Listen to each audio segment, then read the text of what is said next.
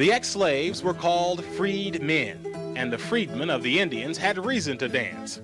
No, they weren't rich, but since they were now citizens of the tribe, and the tribe owned all the land, there was no need to sharecrop. Just stake a claim, build a cabin, start a farm.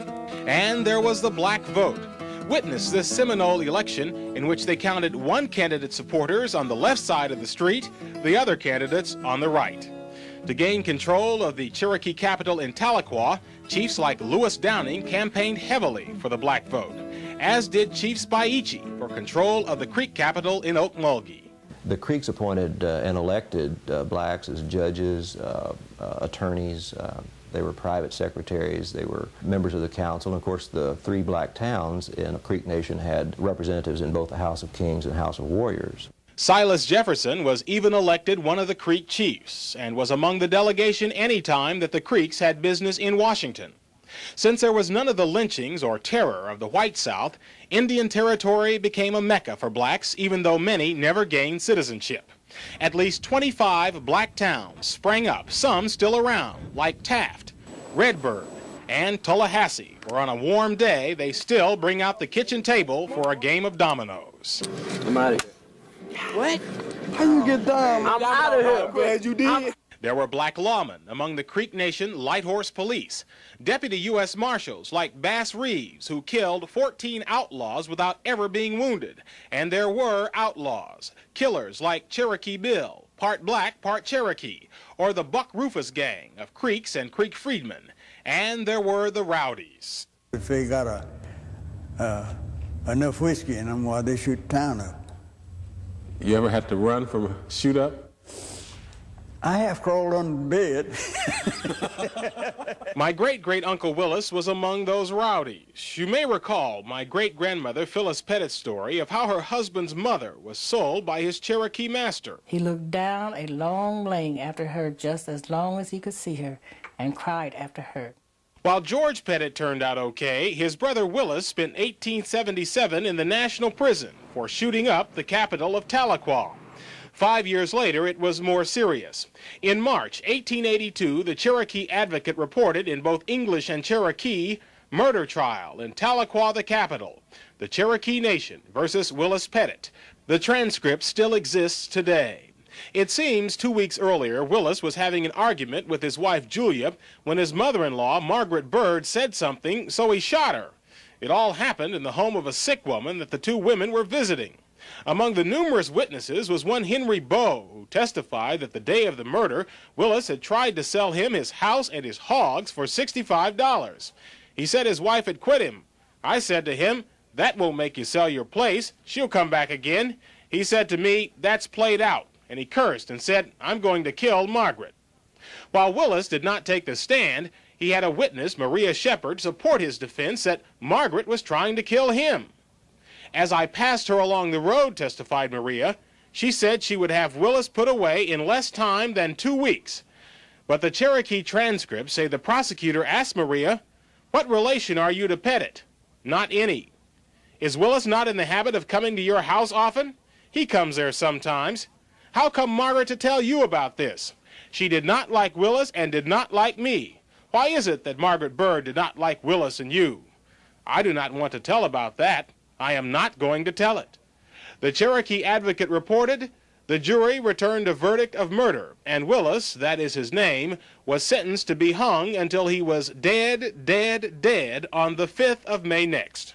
At a hanging in those days, the public came to watch, and the condemned man was among those expected to make a speech to warn some young person against making the same mistake.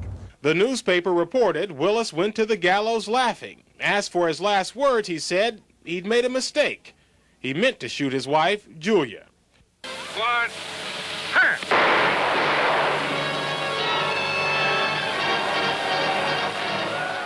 The Oklahoma Land Rush was the beginning of the end for the 5 Indian republics. 1889, Congress had given to anybody fast enough to grab it much of the land confiscated from the tribes who'd supported the South in the Civil War. 9 years later, Congress made the Indian governments irrelevant by taking title to the land they still held and sending in the Dawes Commission to split it up and allot it as private farms to the individual Indians and freedmen who were members of the tribes.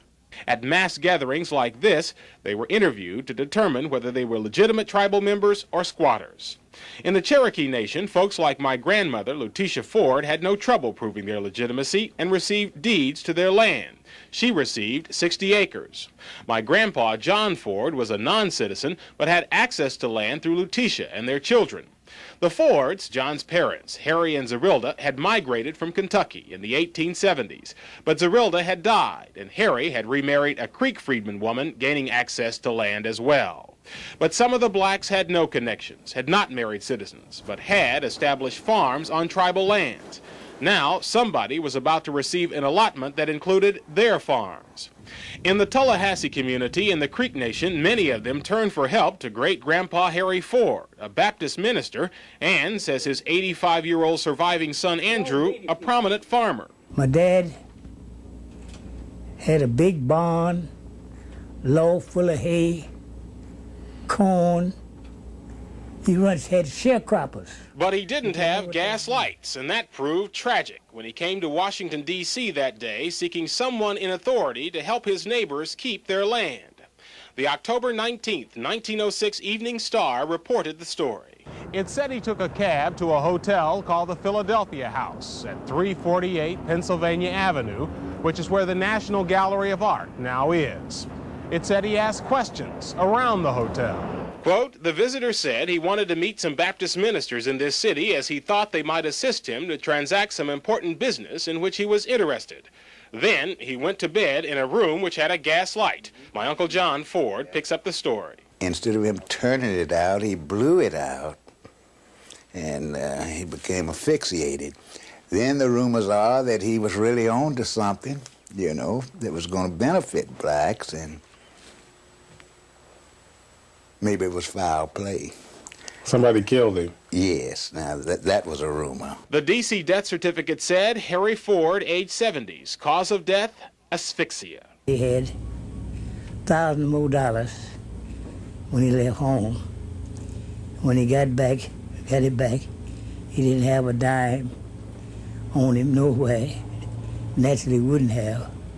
In the cheapest casket they could buy, and shipped him back to Oklahoma. As for the blacks Harry was trying to help, they lost out. But all of his and his second wife's descendants received 160 acres of Creek land. They became targets for rip-offs by land speculators. And when oil was discovered on Harry's grandson Dan's land, he was essentially kidnapped. Dan, they run him way out towards California trying to make him sell his place and all that. They called them land grafters. Dan was no fool. He refused. Andrew said when oil was discovered on his allotment, he had no problem with land grafters, but later both he and Dan lost their wealth. That's when they got Dan Tucker. The banks went busted and cleaned our ass out. The end of Indian Territory meant the end of an era, of 40 years of tribal citizenship for blacks, the end of centuries of self-rule for the proud tribes, the Choctaws, Chickasaws, Cherokees, Creeks, and Seminoles. The descendants of those black slaves and red masters after this.